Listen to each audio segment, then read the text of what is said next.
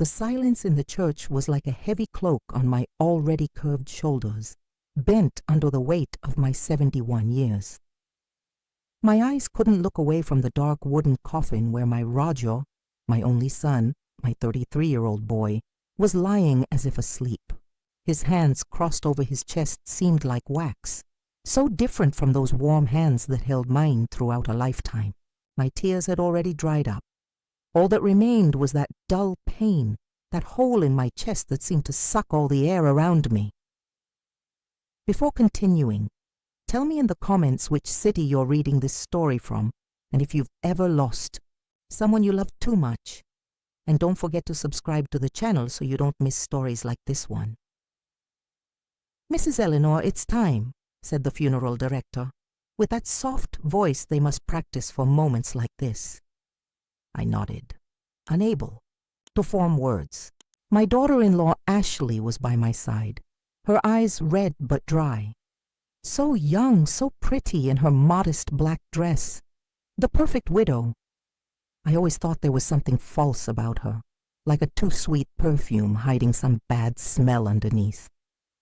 Roger never wanted to hear my concerns. "Mom, you're critical of Ashley because you're jealous," he would say, laughing. Now looking at her there, so composed, I felt a shiver that had nothing to do with the chapel's air conditioning. The priest began to speak.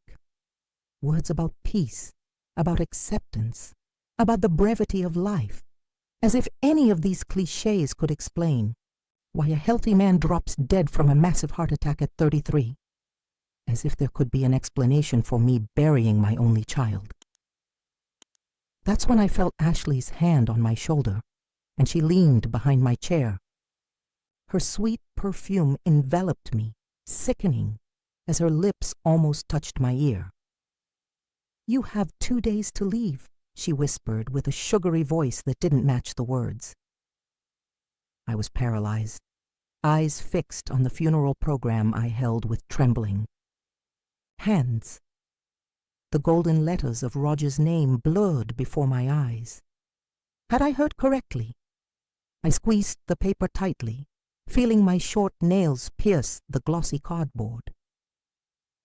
Ashley moved away, returning to her place beside me, taking a white handkerchief from her purse and pretending to wipe away invisible tears. Everything around seemed distant now. People arriving for the final goodbye, hands squeezing mine, hugs, my condolences. Everything transformed into a confused blur while those words echoed in my head. "You have 2 days to leave." I hadn't misheard, and it wasn't really a surprise. In the 7 years I'd lived with them, since I was widowed by Anthony and Roger, insisted I sell my little house in Springfield to live in their apartment in Boston. Ashley never completely hid her discomfort. Smiles that didn't reach her eyes, silences when I entered the kitchen, comments about, "When are you going to visit your sister?" A sister that doesn't even exist. But at that moment, with my son still there, his body still warm, it was a cruelty I never imagined possible. The coffin was closed. I followed the procession to the cemetery as if in a trance. Roger's body was lowered into the earth, and with it, I felt that part of me was buried too. During the whole time, I avoided looking at Ashley.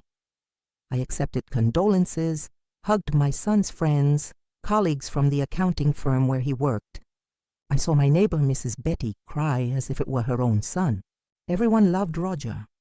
He had that special way of making people feel important. When we returned to the apartment, that apartment that Roger was only able to buy because I provided the down payment, selling my little house, I realized something was wrong.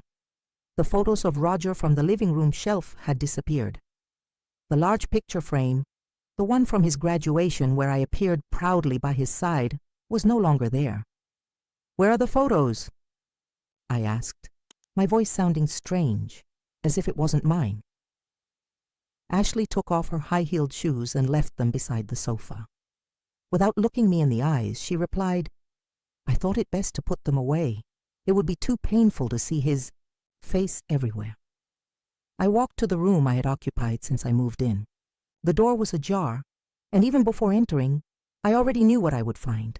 Boxes, many stacked boxes. My bed was still there, but the dresser wasn't. The photos of my late Anthony had also disappeared from the nightstand. I'm organizing.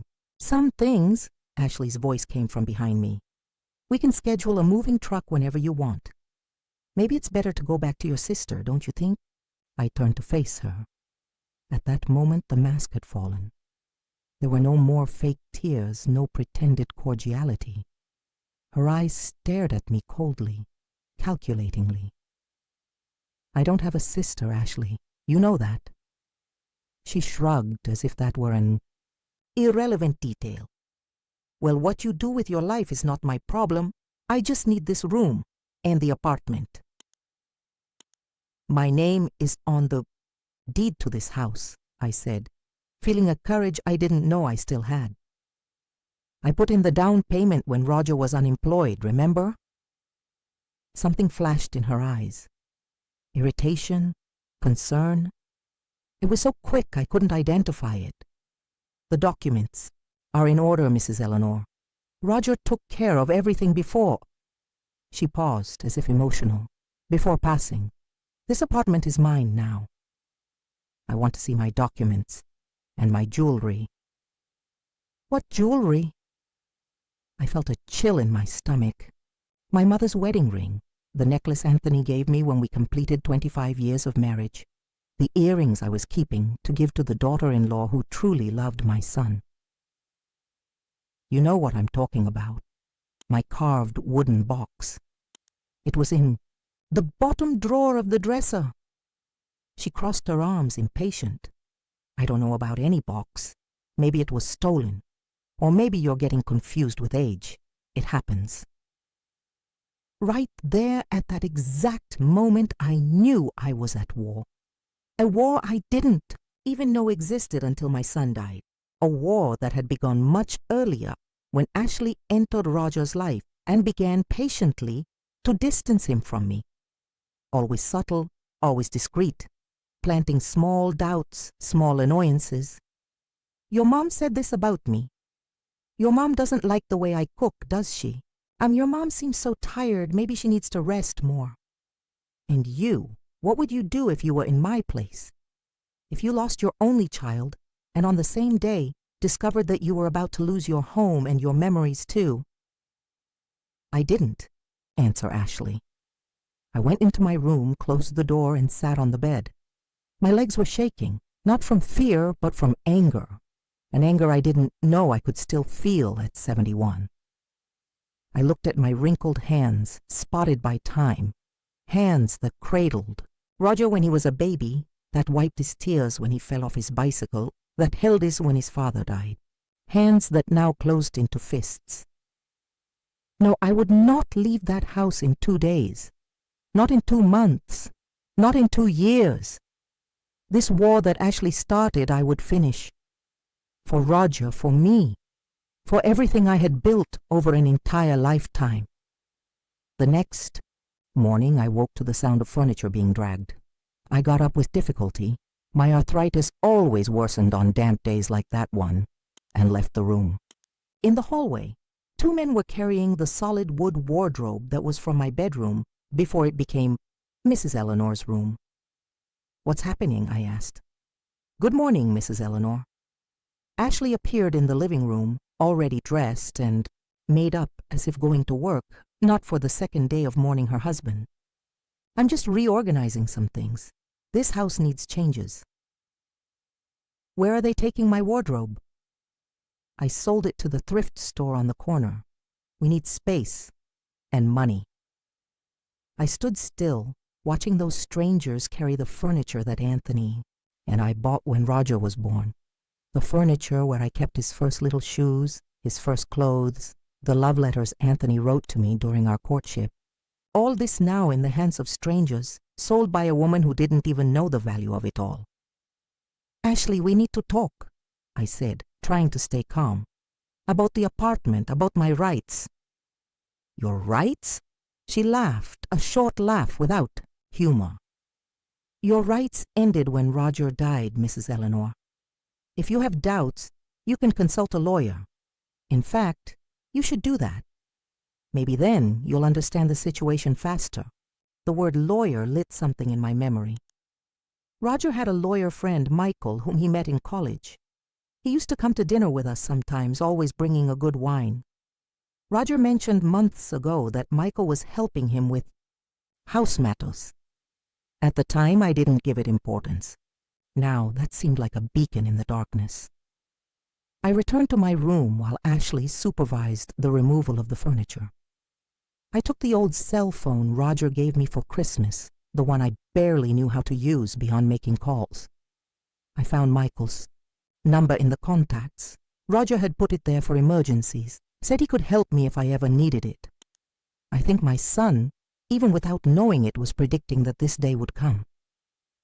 I pressed the call button and waited, my heart beating fast. When Michael's deep voice answered, I felt a slight hope. Michael, this is Eleanor, Roger's mother. We need to talk. That same afternoon, after confirming that Ashley had left, I opened the apartment door for Michael. He couldn't attend the funeral. He was on a business trip, but his red eyes showed he had cried. Roger was truly his friend. Mrs. Eleanor, my condolences, he said, hugging me carefully, as if I might break. We sat in the living room, now strangely empty without Roger's photos, without his books on the shelf, without those small details that made that place our home. I told Michael everything, the whisper at the funeral, the veiled threats, the disappearance of documents and jewelry, the sale of furniture. She wants to evict me, Michael. Says the house is hers now. He frowned, thoughtful. Mrs. Eleanor, Roger came to me a few months ago because he was worried. He mentioned that Ashley was different, more controlling, asking questions about his financial situation, about the apartment. And what did he want? Guarantees, protection for you. Roger knew that you helped with the purchase of this apartment, and he wanted to ensure that whatever happened, you would have the right to remain here. I felt a lump in my throat. My son, my Roger, concerned with protecting me until the end. And did you manage to do something? We did, yes. We updated the deed to include your name as co-owner. But we need to find that document. Roger said he kept a copy somewhere safe, where Ashley wouldn't find it. I thought for a moment, trying to put myself in my son's place. Where would he hide something important from Ashley? She controlled everything in the house, looked through all the drawers, all the cabinets. The attic, I whispered suddenly. Ashley is terrified of spiders. She never goes up there. Roger kept important things in a metal box behind the Christmas decorations. Michael nodded. Let's check. If we find the deed with your name, Ashley can't legally evict you. This apartment is yours too, Mrs. Eleanor. For the first time since Roger died, I felt a small flame of hope. This war that Ashley started, perhaps I could win. For myself, for my son, for everything I still had the strength to fight for. The access to the attic was through a small folding ladder in the hallway ceiling. Michael pulled it carefully, and the smell of dust and time invaded the air. I looked up into that darkness and hesitated. My legs weren't what they used to be, and the idea of climbing those steps frightened me. I'll go, Mrs. Eleanor, said Michael, as if reading my thoughts. Tell me exactly where to look. I described the blue metal box, the Christmas. Decoration boxes, the approximate location. While he climbed, I remained alert to any noise that might indicate Ashley's return. Each minute seemed like an eternity. I heard Michael moving boxes, dragging things. After almost 15 minutes, he came down, his white shirt now stained with dust, but with a smile on his face and a folder in his hand. I found it. With trembling hands, I opened the folder on the kitchen table. There it was, the original deed, with my name next to Roger's as co-owner, notarized, with all the necessary signatures. There were also bank statements showing the transfer I made to Roger when I sold my house in Springfield, almost half the value of the apartment. "Is this enough?" I asked, my voice almost failing with emotion. "More than enough, Mrs. Eleanor. With this, Ashley can't evict you. The apartment is as much yours as it was Roger's, and now with his death, it continues to be yours. She can't sell it, can't force you to leave, can't do anything without your consent." I felt an enormous weight lifting from my shoulders. Tear ran down my wrinkled face. My son thought of everything. "Roger was worried, Mrs. Eleanor. Michael hesitated as if choosing his words. He mentioned that the marriage wasn't going well, that Ashley was changing, becoming obsessed with money, with status. He even talked about divorce. That caught me by surprise. Roger had never told me anything. He always defended Ashley when I made comments, always justified her behaviors. Why didn't he tell me? I think he didn't want to worry you.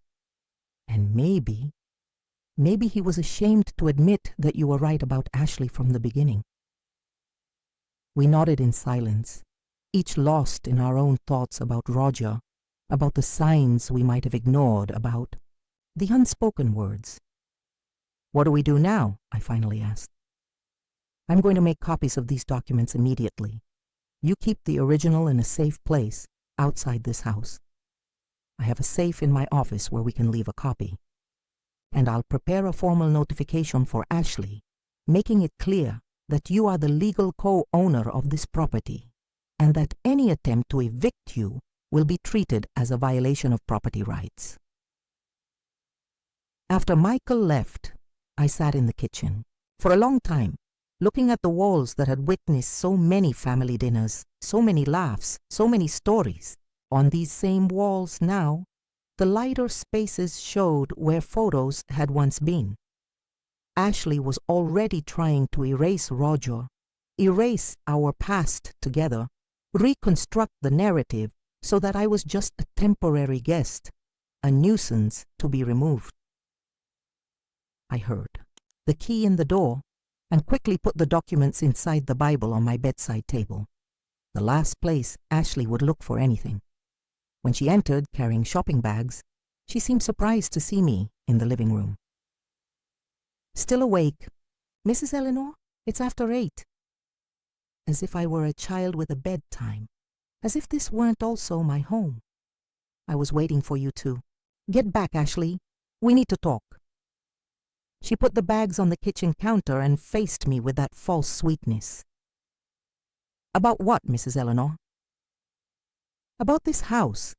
About the fact that my name is on the deed as co-owner. About the fact that you can't evict me, nor sell the apartment, nor do anything without my consent." The transformation in her face was immediate. The mask of sweetness fell completely, revealing a hard, almost ferocious expression. "What are you talking about? What deed?" "The deed to this apartment. Roger updated it a few months ago, including my name. I have the original documents, Ashley, and copies in safe places." She was silent for a few seconds, evaluating the situation, recalculating her strategy. "You're confused," she finally said, returning to the sweet voice, but now with a condescending tone. "Roger would never do that without consulting me. You must have seen some draft, some old document. The document is notarized, dated 3 months ago. I also have proof of the transfer I made when I sold my house to help buy this apartment. Half the value came from me, Ashley." She narrowed her eyes, gripping the edge of the counter so hard that her knuckles turned white. "We'll see about that, Mrs. Eleanor. We'll see." That night I couldn't sleep. I was alert to every noise, every creaking floorboard, every door opening or closing. Around 2 a.m, I heard footsteps in the hallway. My bedroom door opened softly and I could see Ashley's silhouette against the dim light from the hallway. I pretended to be asleep, regulating my breathing.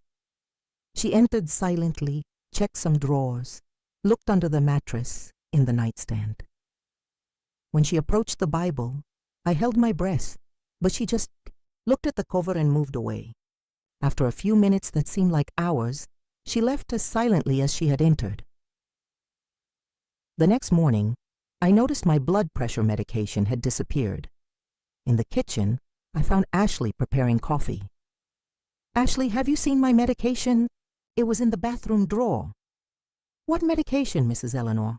she asked without looking at me, stirring a cup of coffee. "My high blood pressure medication. I can't go without it." She shrugged. "Maybe you forgot where you put it. It happens with age. Do you want me to take you to the doctor to get a new prescription?" At that moment, I understood Ashley's game.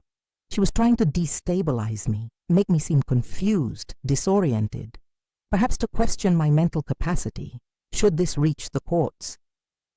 "No, thank you. I'll ask Michael to take me. He said he would stop by today to discuss some legal matters." The mention of Michael's name made her pause for a moment. She stared at me, assessing whether I was bluffing. "Michael? Roger's friend?" "Yes, the lawyer. He's helping me with some issues, including about the deed to the apartment." Without saying anything more, Ashley left the kitchen, leaving the coffee cup half full. A few minutes later, I heard her on the phone, speaking in a low voice. I approached the living room door silently to listen. No, she knows. Documents at the notary, lawyer involved. "I don't know how Roger did this, and we have to act quickly. That old lady won't get anything." "And you, what would you do in my place? Would you confront a woman who is willing to do anything to keep the house that is also rightfully yours?" The next morning, I received a call from Michael. He was worried, his voice tense. "Mrs. Eleanor, I need you to come to my office today. Something happened that we need to discuss in person." I called a taxi, ignoring Ashley's suspicious looks as she pretended to read a magazine on the sofa. At Michael's office, I found him accompanied by another lawyer, an older man who was introduced to me as Mr. Thomas. "Mrs. Eleanor, Ashley has filed a request for revision of the deed, alleging forgery of documents," Michael said without beating around the bush. "She's saying that Roger would never include you as co-owner without her consent, and that his signature on the document may have been forged." I felt as if I had been punched. The audacity of that woman. But that's absurd. Roger signed everything, legally at the notary. Yes, and we have proof of that. The problem is that she has also presented a will, supposedly signed by Roger, where he leaves the apartment exclusively to her. The will is dated after the deed update. My heart raced. A will? Roger never mentioned having made a will. "That's a lie," I said, with more firmness than I felt. "Roger would never do that." Mr. Thomas leaned forward, his kind eyes behind thick-framed glasses. "Mrs. Eleanor, we need to verify the authenticity of this will. If it's forged, that's a crime, and we can reverse any decision based on it, but we need evidence." That's when I remembered Roger's email. My son always let me use his computer when I needed to talk to my few friends on Facebook. Hideyos never changed his passwords, said he had nothing to hide from me. Roger's computer, it must still be at home. In his email, there might be some proof, some communication about the deed, or even about this supposed will. Michael nodded. "Excellent idea. But how will we access it? Ashley certainly won't let us near the computer." "We don't need to. I know the password. And I know where he keeps the laptop when he's not using it. At the back of the office closet in a black folder." I returned, home with a clear mission. Find Roger's computer and check his emails. When I arrived, Ashley wasn't there. I took advantage of the opportunity and went straight to the small office, now already with several boxes stacked, as if she were preparing for a move. At the back of the closet, I found the black folder. Inside, Roger's gray laptop. I took it to my room, closed the door, and turned it on with trembling hands. The screen lit up, asking for a password. I typed Molly 2013, the name of our little dog who died in 2013, the first thing Roger and I had together in that house. The screen unlocked. I entered the email, same password. There were hundreds of unread messages since Roger's death. I ignored them and looked in the folders. Personal documents, house, finances. In the legal folder, I found what I was looking for, an email to Michael, dated 2 weeks before his death. Michael, attached is the draft of the will we discussed. As you suggested, I'm making it clear that any document prior to this should be considered invalid. I've specified that my mother has a lifelong right to live in the apartment regardless of what happens. When you can, call me to discuss the final details before registering at the notary. Best, Roger. Attached was a PDF with the draft will. I opened it with racing heart. There it was, in clear language. I would have the right to live in the apartment for the rest of my life. The property would eventually be Ashley's, but only after my death, and she could not remove me, nor sell, nor significantly alter the apartment without my written consent. I copied the email to a flash drive I found in Roger's drawer. I also found emails from him to the bank, confirming the transfer I made, acknowledging my part in the purchase of the house. All this would be more than sufficient evidence. As I was closing the computer, I heard the front door opening. Quickly, I hid the flash drive inside my bra and put the laptop back in the folder. When I left the room, Ashley was in the living room, accompanied by a man in a suit I had never seen before. "Ah, Mrs. Eleanor, this is Mr. Wilson, my lawyer," she said with a cold smile. "We were just talking about the apartment situation." The man extended his hand, which I shook briefly. "Mrs. Eleanor, Ashley has shown me Roger's will, where he makes it clear that the apartment should go to her. You're aware of this, correct?" "I'm aware that there exists a document that she says is a will," I replied, keeping my voice firm. "I'm also aware that if it's genuine, it contradicts Roger's express wishes in life when he included my name on the deed to the house. My lawyer is verifying the authenticity of this supposed will." The lawyer seemed surprised by my articulate response. Perhaps he expected a confused and frightened elderly lady, easy to intimidate. "Well, while that's being resolved," he continued, taking a paper from the inside pocket of his suit, "I have here a formal notice requesting that you vacate the property within 30 days in accordance with the express wish in the will." I took the paper, folded it carefully, and put it in my purse. "I'll give this to my lawyer. I'm sure he'll respond appropriately." I saw something in Ashley's eyes that I had never seen before. Uncertainty. For the first time since Roger died, she seemed not to be in complete control of the situation. This war was far from over, but I had won the first battle. As soon as they left, I called Michael. "I found something that will interest you very much," I said, feeling a strength I didn't know I still had. 2 hours later, Michael was in my room looking at the contents of the flash drive on his own laptop. "Mrs. Eleanor, this is exactly what we needed. This email, dated 2 weeks before Roger's death, completely contradicts the will that Ashley presented, and most importantly, we can verify the metadata of her document, check when it was really created, on which computer." He typed something, quickly examined the screen for a few minutes. "It's as I suspected. The document she presented as a will was created 3 days after Roger's death on her personal computer. We have evidence of document forgery, Mrs. Eleanor. That's a crime." I felt a shiver run down my spine. I always suspected Ashley wasn't the person she pretended to be, but I never imagined she would go this far. "What do we do now?" "We go to court.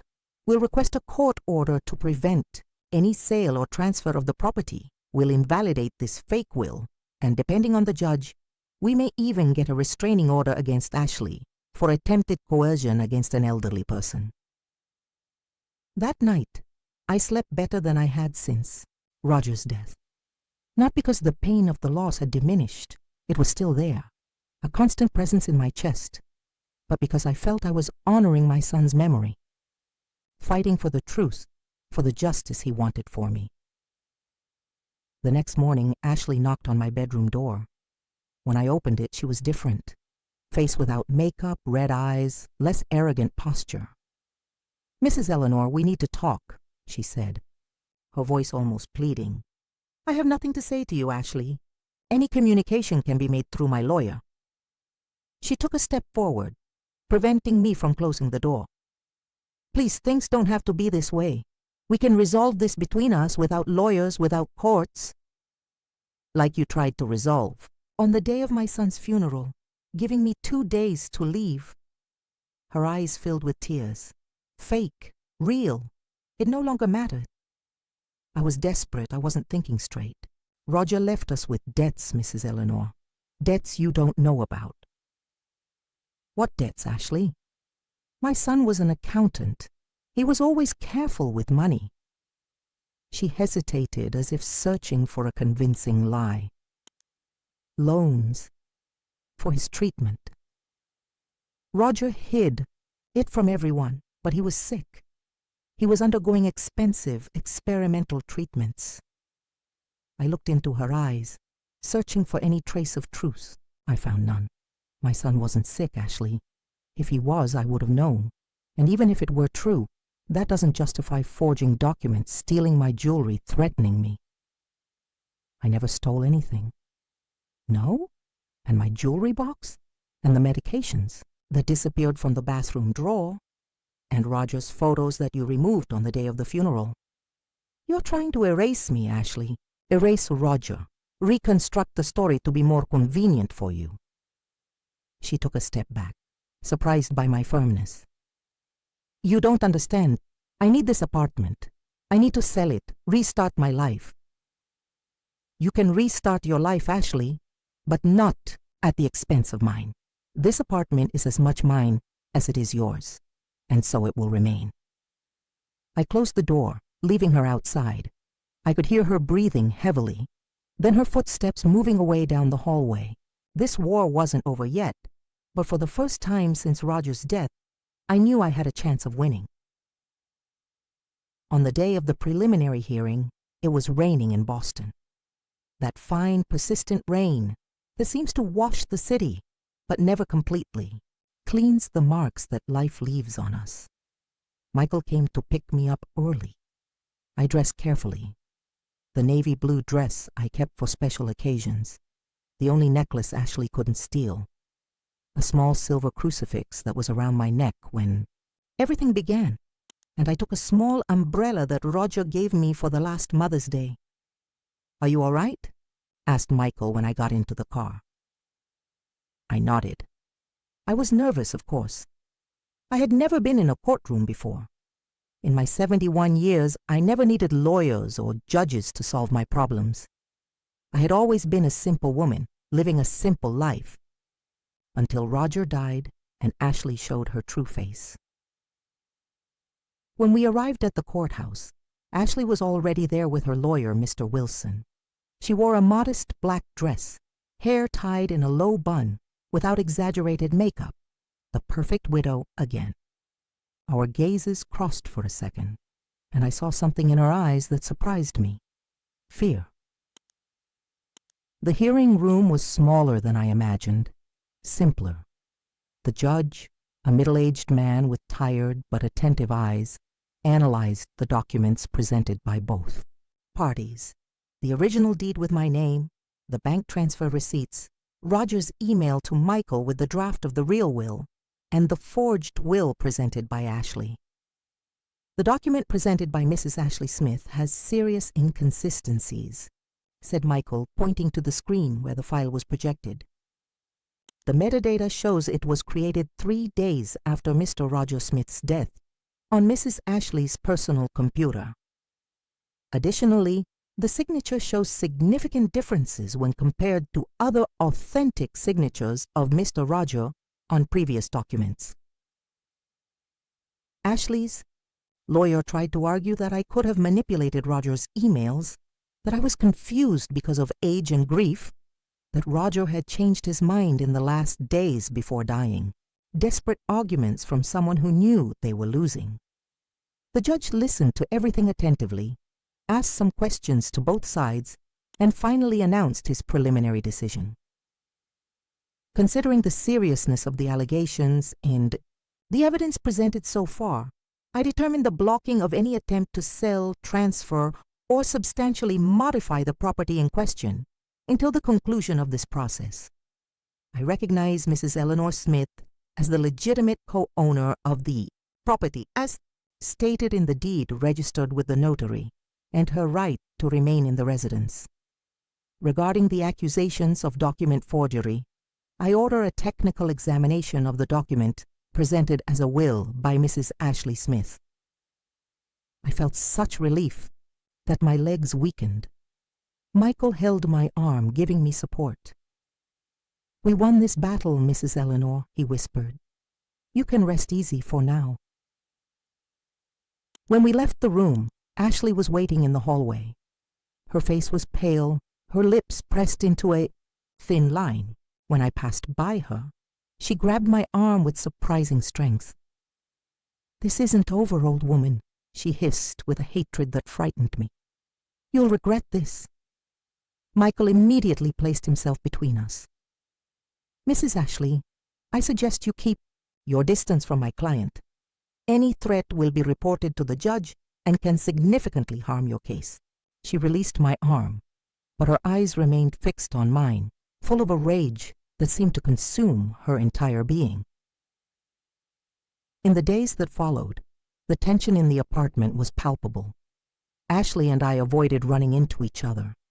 She left early and returned late, often bringing friends home, making noise until late hours, clearly trying to bother me.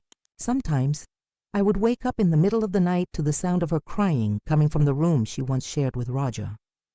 A cry that seemed genuine, but that I could no longer distinguish whether it was from the pain of loss or frustration, that her plans were crumbling. One morning, almost 2 weeks after the hearing, Ashley entered the kitchen while I was having my coffee. Her face looked different, calmer, almost serene.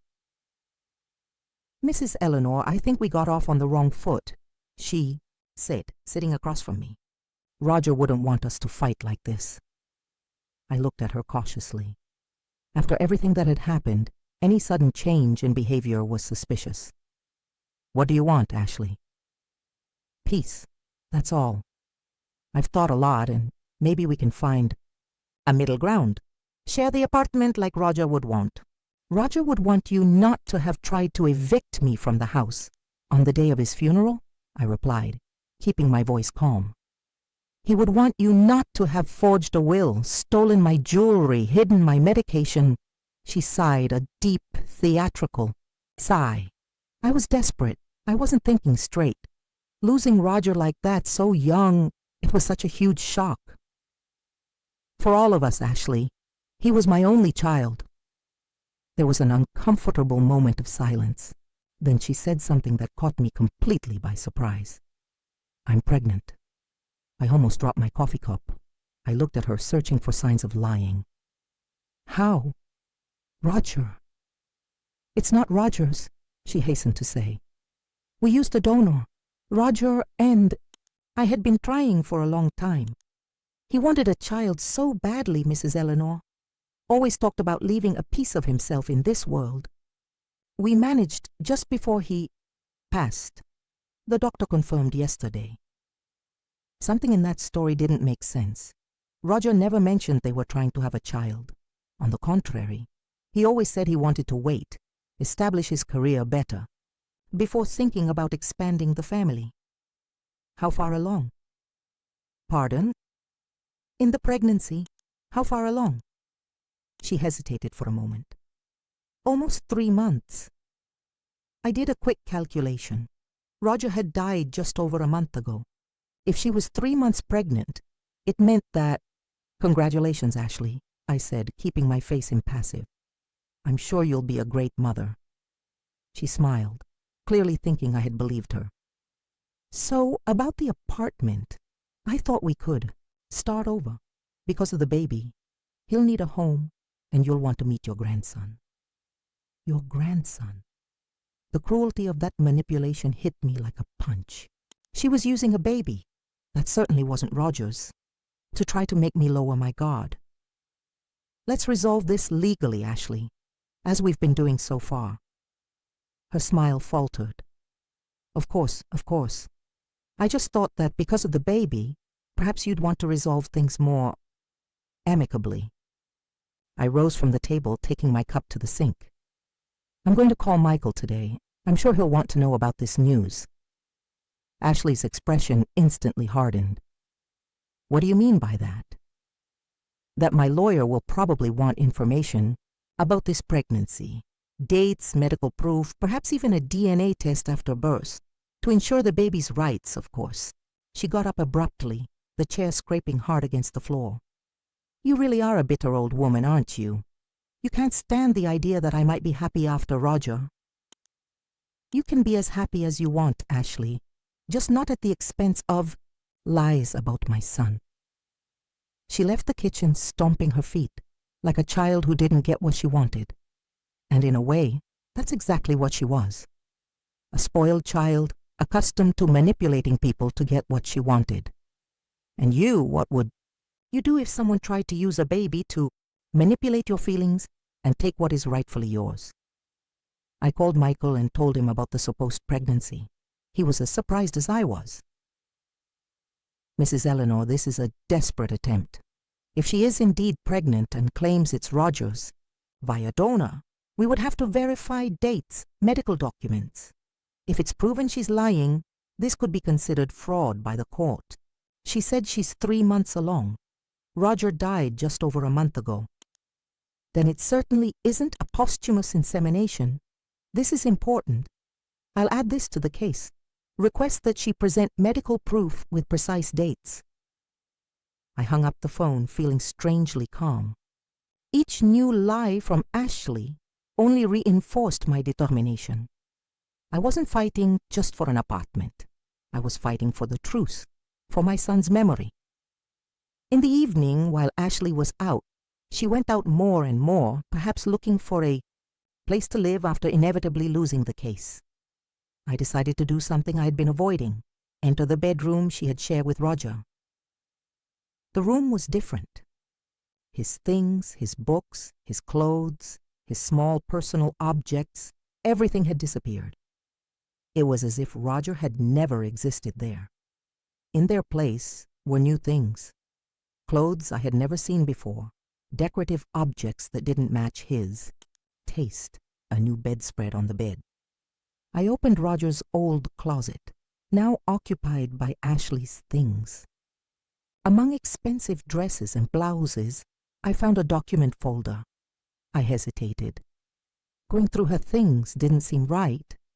But after everything she had done, stealing my jewelry, forging documents, lying about my son, I felt it was justifiable. I opened the folder and found documents that confirmed my suspicions. Bank statements showing suspicious transfers of money from Roger's accounts to unknown accounts in the months preceding his death. Copies of the forged will at different stages of editing, clearly showing that she had been planning this for a long time.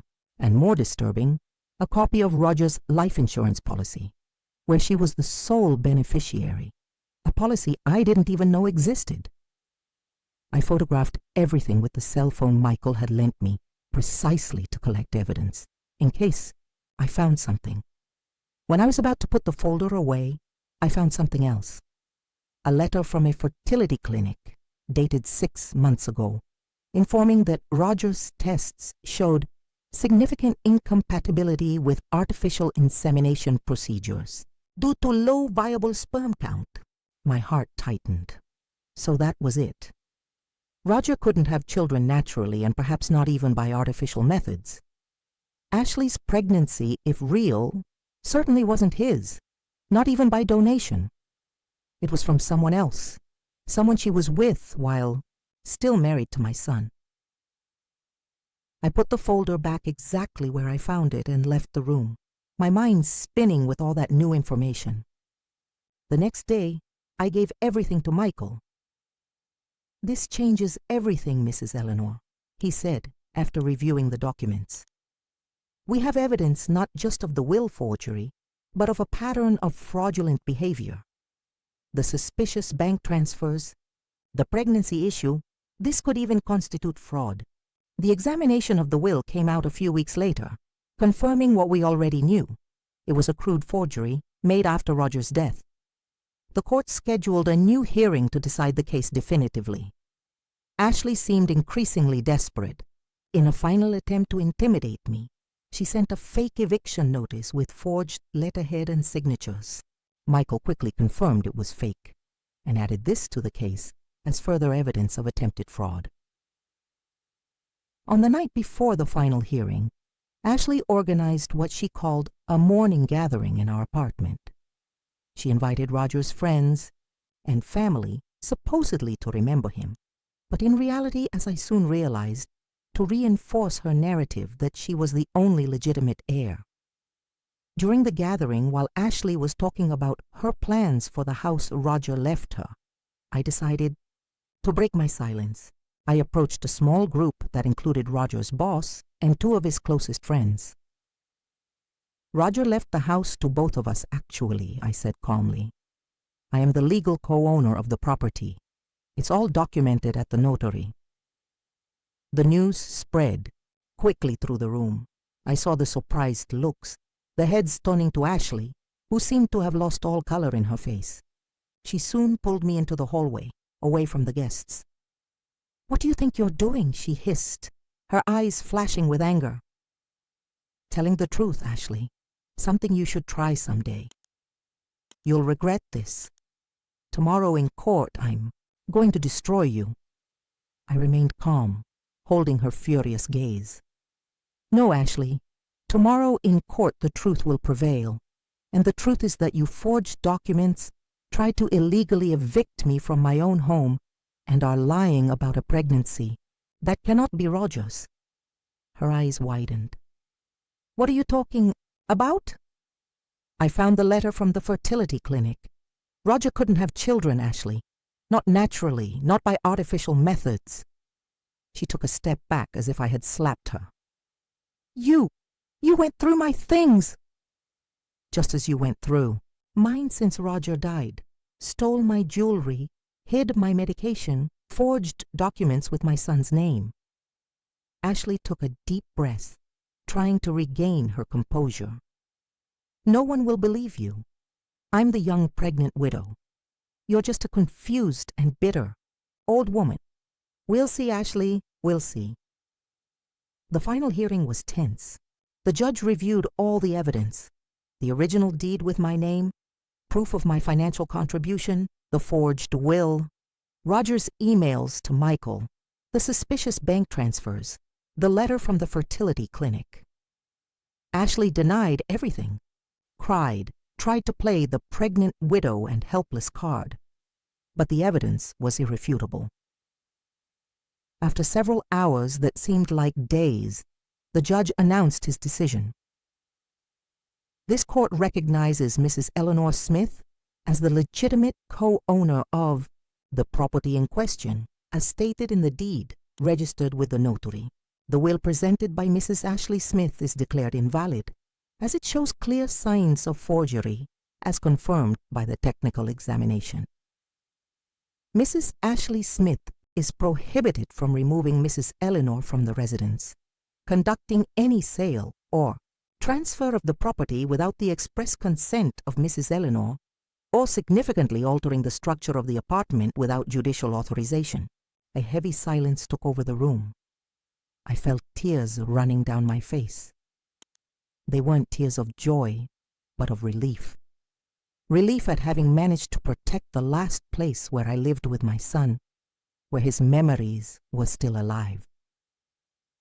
The judge continued. Additionally, considering the serious accusations of document forgery and attempted fraud, this court determines the opening of a criminal inquiry to investigate the actions of Mrs. Ashley Smith. Until the conclusion of this inquiry, Mrs. Ashley is prohibited from approaching Mrs. Eleanor or entering the apartment without police escort for the removal of her personal belongings. Ashley collapsed in her chair, her face hidden in her hands. Her lawyer tried to comfort her, but she pushed him away with a brusque gesture. When our gazes crossed for the last time in that room, I no longer saw anger in her eyes. I saw defeat. The following week, Ashley came to remove her belongings, accompanied by 2 police officers. We didn't exchange a single word. I watched from the living room window as she loaded suitcases and boxes into the car, her face hidden behind large dark sunglasses. Before leaving, she left a flash drive on the kitchen table. Later curious, I connected the device to Roger's computer. It contained only one video file. In it, Ashley looked directly at the camera, her eyes red from crying, saying that Roger wanted me to leave the house, that he was tired of my constant presence, that our relationship was deteriorating. One last desperate attempt to distort the truth. I deleted the video without finishing it. I didn't need those final lies.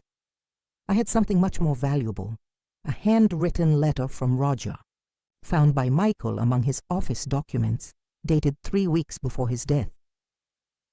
"Mom," the letter said, "I'm writing to apologize. I now realize that Ashley has been manipulating me, distancing me from you. Things between us aren't good, and I'm considering divorce. Regardless of what happens, I want you to know that your part in this house is guaranteed. Michael is taking care of everything. If something happens to me, protect what is ours. Love you, Roger." I kept the letter along with the few photos of Roger I managed to recover in a new and secure box. Gradually, I began reorganizing the apartment. I removed the labels Ashley had placed on so many things. Mom's things, to donate, Roger's mementos. I put the photos of my son back in the places where they had always been. Slowly, I transformed that place of war into a home again. On to a rainy night, similar to the one on the day of the hearing, I lit a candle in front of Roger's photo. I prepared a chamomile tea, his favorite, and sat on the living room sofa, looking at the lights of Boston City through the window. For the first time in months, I slept with the window open, without locking the bedroom door, without hearing footsteps in the hallway, without fear. The war was over. When Ashley finally left, forever, I stayed in the kitchen, at the table where we had so often shared family meals. I looked around at the silent, clean house, now just mine, and I whispered into the void that still holds the echo of my son's voice. My house, my rules. And finally, I breathed in peace. Thank you for reading to the end. If this story touched you in any way, like and share it with someone who needs to hear this. And tell me in the comments, have you ever faced someone who tried to take something that was rightfully yours